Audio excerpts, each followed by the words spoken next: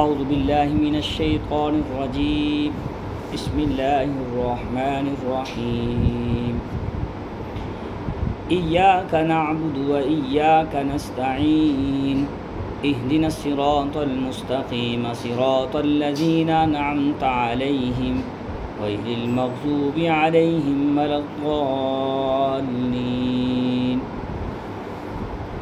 یا اللہ ہم تیری ہی عبادت کرتے ہیں اور آپ سے ہی مدد طلب کرتے ہیں۔ اہدنا الصراط المستقیم، ہمیں سیدھے راستے پر چلائیں۔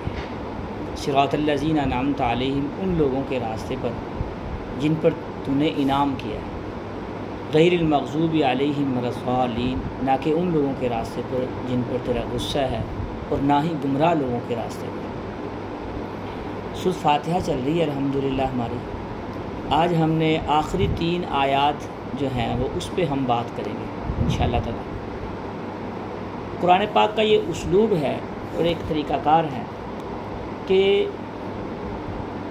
اللہ تعالیٰ نے ہر چیز کو سمجھانے سے پہلے مثالیں دی ہیں۔ قرآنی اسلوب یہ ہے، اگر مسلمانوں کی مثال دی ہے، ساتھ کافروں کا حال بھی بتلایا ہے۔ مسلمانوں کے ساتھ جنت اور جہنم، کافروں کے ساتھ بھی ان کے اعمال کا ذکر فرمایا ہے۔ یہ ایک قرآنی اسلوب ہے۔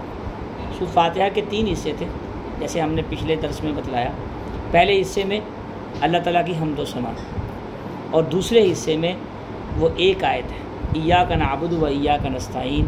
یہ اللہ تعالیٰ کی بندے کے ساتھ عہد و پیمان جو بندے نے اللہ سے وعدے کیے ہیں۔ اور تیسری یہ 3 آیات میں، آخری 3 آیات میں جو آج ہم نے پڑھی ہیں، ان کے اندر انشاءاللہ جو ہم بیان کریں گے، جو اللہ تعالیٰ نے ارشاد فرمایا، اس کے اندر جو بندوں کی دعا ہے اللہ سے مانگ رہا ہے اس کا ذکر ہے۔ ایاک نعبد و ایاک نستعین، یہ پورے قرآن پاک کا مرکز اور مقدمہ ہے، یہ مرکزی آیت ہے۔ یا اللہ ہم تیری ہی عبادت کرتے ہیں اور تجھ ہی سے مدد طلب کرتے ہیں۔ اب یہ ایک دعویٰ ہے، اور ہم نے عالم ارواح میں بھی ایک وعدہ کیا تھا اللہ تعالیٰ سے، الست بربکم قالوا بلی، لیکن وہاں سے یہاں تک پہنچتے ہوئے اور زندگی گزارتے ہوئے یہ وعدہ ہم بھول بیٹھے ہیں۔ یہ وعدہ کیسے بھول بیٹھے ہیں کہ ادھر اللہ تعالیٰ کو فرما رہے ہیں کہ ہم یا اللہ تیری ہی عبادت کرتے ہیں اور تجھی سے مدد طلب کرتے ہیں، لیکن اندر کیا ہے، دل میں کیا ہے؟ عبادت کا مطلب کیا ہوتا ہے کہ انسان زبان سے بھی، اعمال سے بھی، اعمال و جوارے سے بھی اور دل سے بھی، زبان سے اقرار کرے اور دل سے تصدیق کرے، اور کام بھی وہ کرے جو اللہ کی مرضی کے مطابق ہو۔ عبادت کا مطلب یہ ہے۔ صرف زبان سے تو ہم کرتے ہیں دعویٰ، لیکن دل سے وہ اس لیول کی تصدیق اور ایمان نہیں ہمارا رہا اب تک۔ وہ کیسے؟ اس کی ایک مثال سمجھیں۔ ہم اپنے بچوں کو پالتے ہیں، پڑھاتے ہیں، اور ایک بچے کو ایک باپ پڑھائے، پالے، سارا کچھ کرے، بڑا ڈاکٹر بن جائے، انجینئر بن جائے، کسی بھی فیلڈ میں چلے، اگر وہ کسی دوسرے کو ابو کہنا شروع کر دے تو میں غصہ آئے گا کہ نہیں؟ آئے گا نا، کہ یار یہ میرا بیٹا ہے، میں نے اس کو جوان کرتے کرتے خود بوڑھا ہو گیا ہوں، ساری صلاحیتیں میں نے اس کے اوپر لگا دی، تو ابھی اس نے باپ بدل لیا، اس کو پتہ نہیں، اب اس کی پہچان کھو بیٹھا ہے۔ اور اسی طریقے سے اگر ہمارے اندر ایک ایمان نہیں، غیرت ہوتی ہے، ہر انسان میں ہوتی ہے، اگر بیوی اپنی ہو تو کسی غیر کو دیکھے تو ہم برداشت کریں گے کہ یہ ہماری بیوی ہے؟ نہیں برداشت۔ اللہ کی ذات دیکھیں، ہم نے تو اس بچے کو صرف پالا پوسا ہے نا، ہم نے اس بچے کو آنکھیں تو نہیں دی، دل دماغ تو نہیں دیا، زندگی اور تندرستی تو نہیں دی، صرف اس کی وہ اس ٹائم پیریڈ میں اس کے لیے کچھ احسانات کیے ہیں۔ تو ادھر رب کا معاملہ دیکھیں کیسا ہے کہ ہم پیدا ہونے سے پہلے ہی دیکھیں اللہ تعالیٰ ہمارے اوپر مہربانیاں کرنی شروع کر دیتے ہیں۔ ماں کے پیٹ میں، حمل میں 9 ماہ کا پیریڈ ہوتا ہے، بندہ ٹھنڈا بھی کھا رہا ہے، گرم بھی کھا رہا ہے، اللہ پہنچا رہے ہیں، ہر چیز ماں کی نالی کے ذریعے سے ساری چیزیں مل رہی ہیں۔ وہاں سے شروع ہوا، دنیا کے پیٹ میں آیا، دیکھا وہ دنیا، اس کے بعد پالتے کہ اللہ بچپن میں دودھ، دانت نہیں ہوتے، ماں کے دودھ جو ہے وہ بچے کے لیے غذا بنا دیتے ہیں۔ کتنے رحیم اور کریم اللہ، کبھی سوچا ہم نے کہ ماں کی چھاتیوں سے دودھ کیسے آ رہا ہے؟ سبحان اللہ۔ وہ پالتے ہیں، سارے گھر والوں کے دل میں محبت سکھا دیتے ہیں کہ بھائی اس سے پیار کرو، یہ میرا بندہ آ گیا دنیا میں. وہ بچے سے پیار نہیں کرتے ہم. کوئی بولنا سکھا رہا ہوتا ہے, کوئی چلنا سکھا رہا ہوتا ہے, سارے دشمن بھی بچوں سے پیار کرتے ہیں کہ بچہ بڑا پیارا ہے, بچہ بڑا ہوتا جاتا ہے. اللہ تعالیٰ اس کو پالتے ہیں. اللہ نے اس کو آنکھ دیا ہے, دل دماغ دیا ہے, کبھی اس سے قیمت طلب نہیں کی. کبھی سوچا یہ آکسیجن دیکھ رہے ہیں ہم کھا رہے ہیں پی رہے ہیں, جو جتنی چیزیں اللہ نے کتنی رکھی ہیں انسان کی باڈی میں. اب انسان جوان ہو کے اگر سوچے کسی اور کو, نام رب کا لے رہا ہے لیکن یہ کہہ رہا ہے مجھے شفا وہاں سے ملتی ہے, فلاں ڈاکٹر سے شفا ملتی ہے, مجھے بچے وہاں سے ملتے ہیں, فلاں جگہ سے مجھے میری اولاد ہو جائے گی, فلاں سے. دوستو اسباب منع نہیں ہے, نہ کوئی عالم منع کرتا ہے. اسباب کو مقصد بنا لینا یہ منع ہے. نظریہ ہی اس کے اوپر بنا لیا, ذہن ہی اس کے اوپر بنا لیا کہ میرا اسی سے کام ہوگا, اگر میں اس کے علاوہ ہوں گا تو بھئی جب وہ نہیں تھا تب بھی تو تیرے کام ہو رہے تھے, کیا پوری دنیا کے کام اسی سے ہو رہے ہیں؟ تو غیر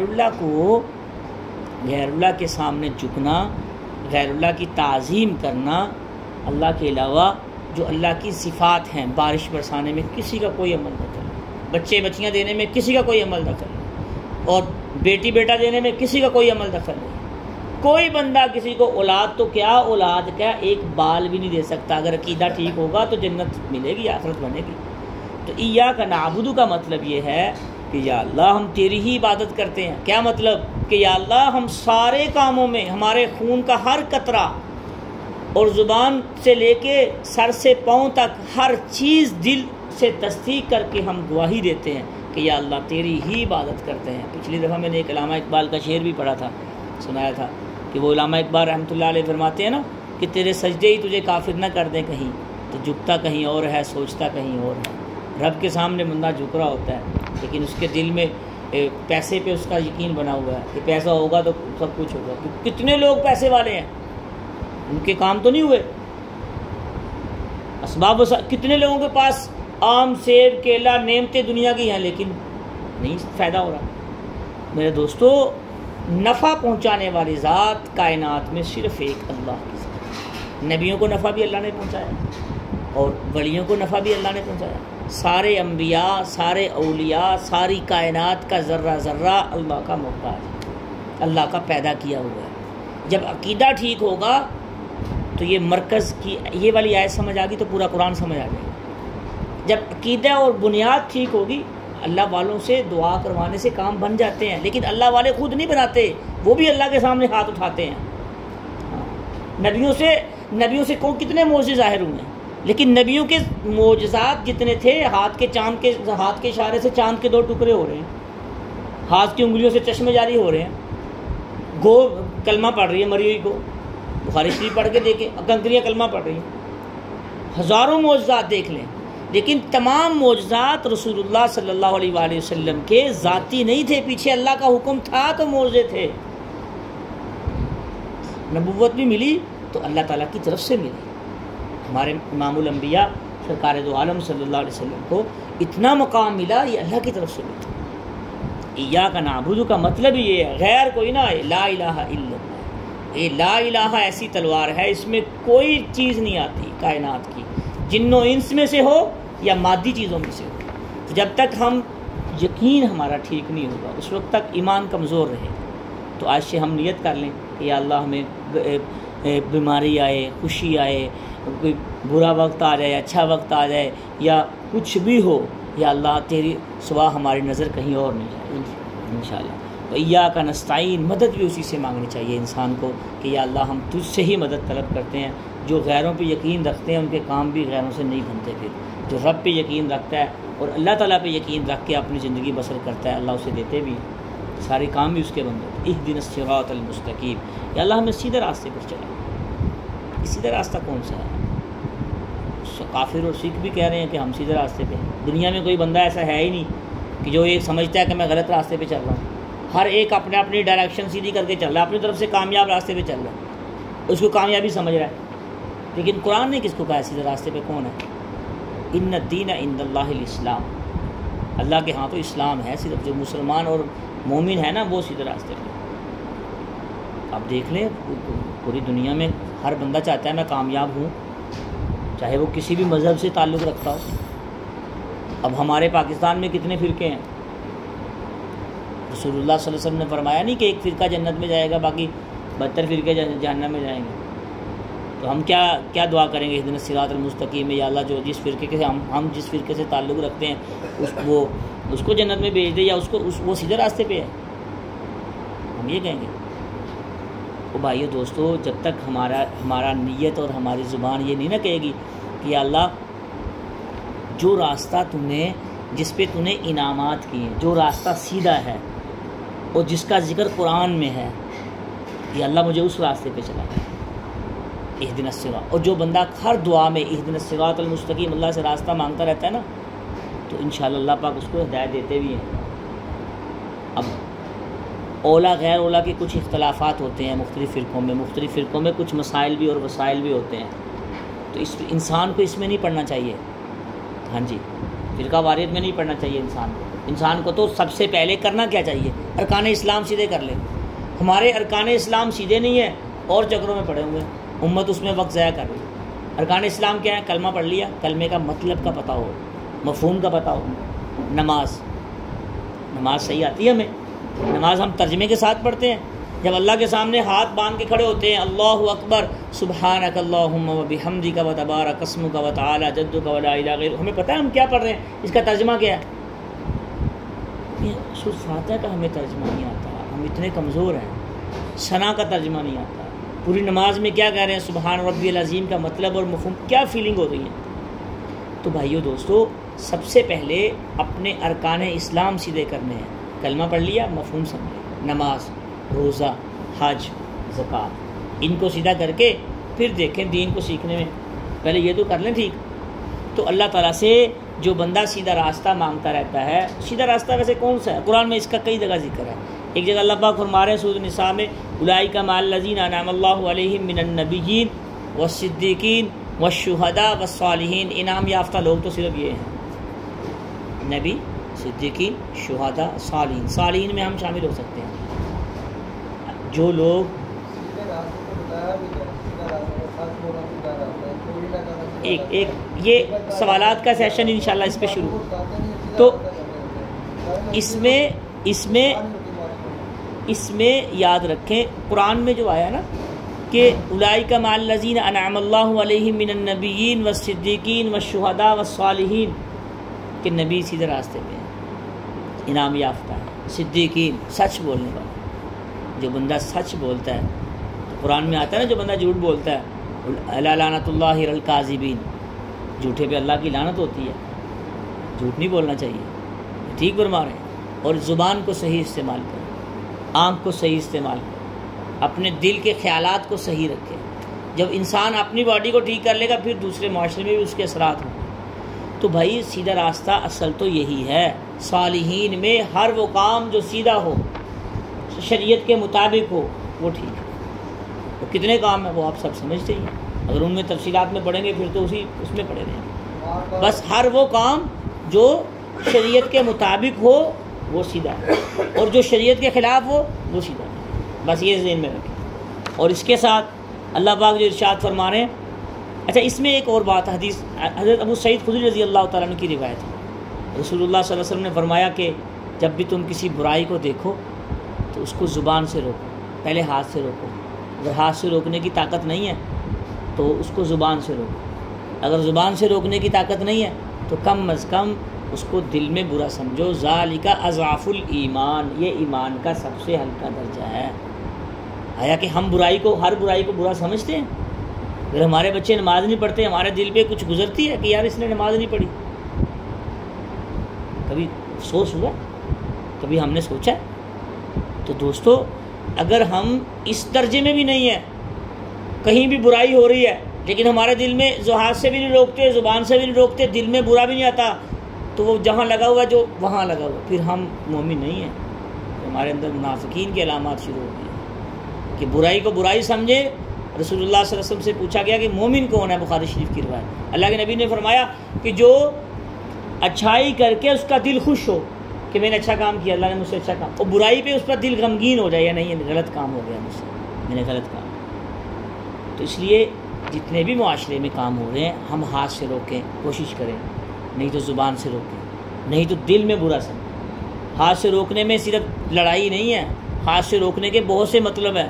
ہاتھ سے روکنے میں یہ بھی ہے کہ اچھا پیغام لکھ کے بھیج دو، ہاتھ سے جو کچھ ہو سکتا ہے بندہ وہاں تک تو کرے، اتنا تو کرے جتنا کر سکتے ہیں۔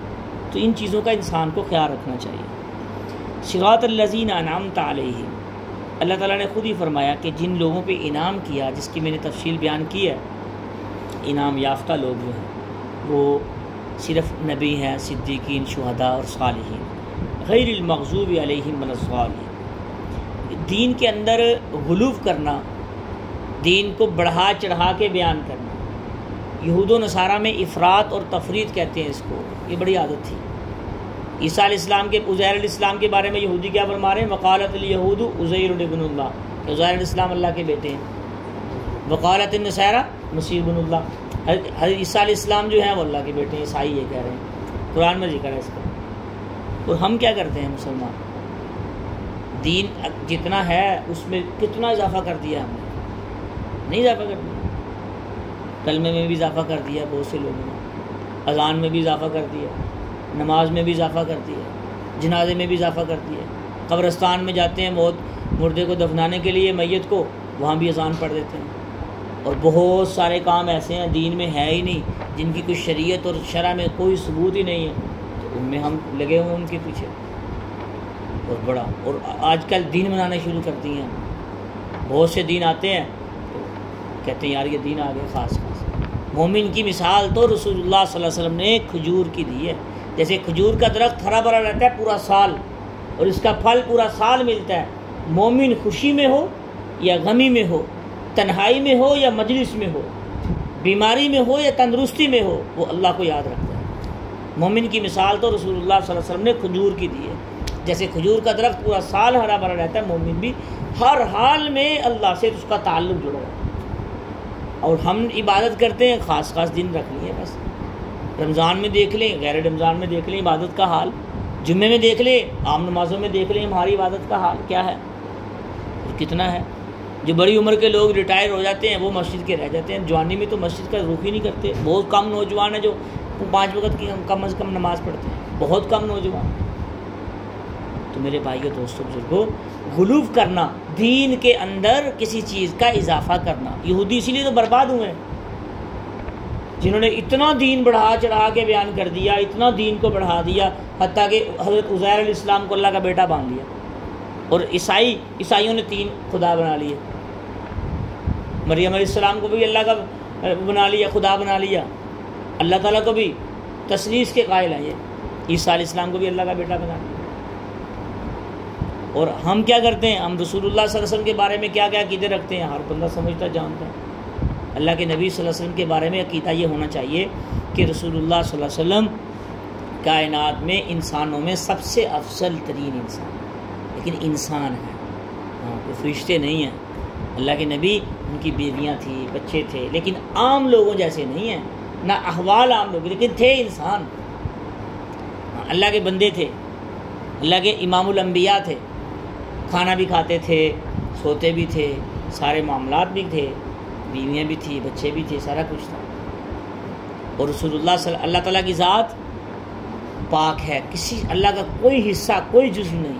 بہت سے لوگ اس پہ بات کرتے ہیں قد جاءکم من اللہ نور و کتاب مبین۔ اگر ہم اختلافی مسائلوں میں پڑھیں گے، بہت سے ہر مسجد میں کوئی نہ کوئی خطیب صاحب کوئی نہ کوئی مسئلے بیان کر رہے ہوتے ہیں اپنے فرقے کے۔ بس میں اتنی بات کہوں گا، بعد از خدا تو ہی قصہ مختصر، کہ اللہ کی ذات کے برابر خالق اور مخلوق میں فرق یہ ہے، وہ پیدا کرنے والا ہے، یہ پیدا ہونا، یہ مخلوق ہے، وہ خالق ہے، یہ انسان ہے، وہ انسان پیدا کرنے والا، ہم سب مرزوق ہیں، وہ اللہ رازق ہے، یہ فرق بس۔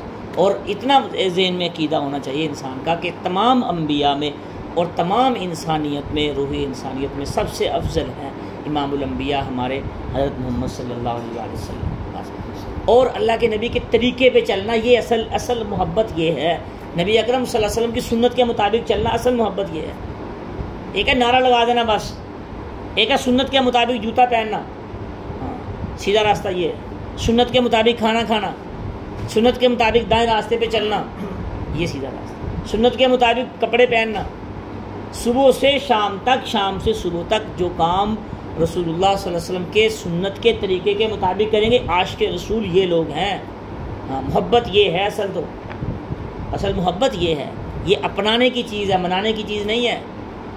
ہاں جی، محبت اپنانے کی چیز ہے۔ ہمارا ہر قول فعل سنت کے مطابق ہو، پھر ہیں مسلمان ہم۔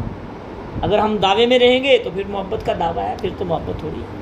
تو دوستو، آج سے ہم نیت کریں کہ ہم انشاءاللہ تعالیٰ دین میں اضافہ نہیں کریں گے، دین میں کمی نہیں کریں گے۔ جو اللہ کے نبی نے پاکیزہ دین، رسول اللہ صلی اللہ علیہ وسلم فرمایا من کذب علی متعمدا فلیتبوأ مقعدہ من النار، جس نے میرے اوپر جھوٹ باندھا وہ اپنا ٹھکانہ جہنم میں بنا لے۔ جو چیز میں نہیں لے کے آیا شریعت میں، جس نے اس کو شریعت بنا دیا، اب ہم دیکھ لیں یہ کہاں سے آیا، 30 اور 40واں اور 10واں یہ کہاں سے آیا؟ یہ کس نے بنایا؟ 3 دن سوگ ہوتا ہے، لیکن اس کے اب دیکھیں جب بندہ فوت ہوتا ہے کتنے بڑھیا قسم کے کھانے، شادیوں میں بھی نہیں ہوتے، اتنے بڑے کھانے بناتے ہیں۔ یہ کہاں کا رواج نکالا؟ اب غریب بوجھ، اس پہ اتنا بوجھ ڈال دیا غریب پہ بیچارے۔ اور شادی بیاہ میں جہیز کہاں سے آیا ہے؟ اور یہ کتنے ہم نے غلط طریقے نکالے ہوئے ہیں۔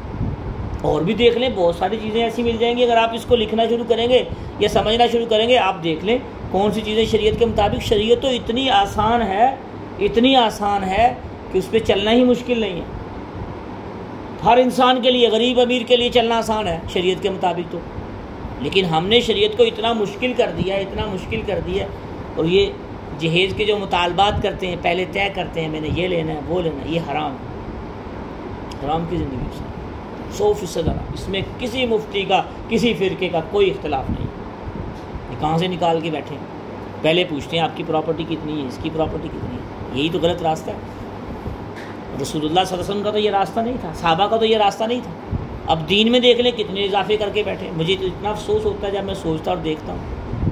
اللہ تعالیٰ ہمیں سیدھے راستے پہ چلنے کی توفیق عطا فرمائے، اور ہر کام سنت کے مطابق، شریعت کے مطابق ہمیں کرنے کی توفیق عطا فرمائے۔ انشاءاللہ آج کے درس سے ہم یہ شروع کریں گے۔ درس جب ختم ہوگا اس کے بعد اللہ کے نبی صلی اللہ علیہ وسلم کی ایک سنت بیان کیا کریں گے کہ نبی اکرم صلی اللہ علیہ وسلم مثال کے طور پر جوتا ایسے پہنتے تھے، سرما ایسے ڈالتے تھے۔ 1-2 سنتیں بیان کیا کریں گے تاکہ ہماری ساری زندگی سنت کے مطابق ہو جائے۔ اس کا بڑا فائدہ ہوگا۔ پھر اس کا پریکٹیکل کیا کریں گے، پھر اس کو زندگی میں بنائیں گے۔ جب زندگی کے اندر سنت کو اپنائیں گے پھر ہے عشق اور محبت۔ اللہ تعالیٰ ہمیں سنت کے مطابق ساری زندگی گزارنے کی توفیق عطا فرمائے، اور جو کچھ کہا سنا ہے جس میں کمیاں کوتاہیاں ہوئی اپنی رحمت سے معاف فرمائے، اور صراط مستقیم پہ چلنے کی توفیق عطا فرمائے۔ ہم سب کو اللہ پاک سیدھے راستے پہ چلائے۔ باقی دعوان الحمدللہ رب العالمین۔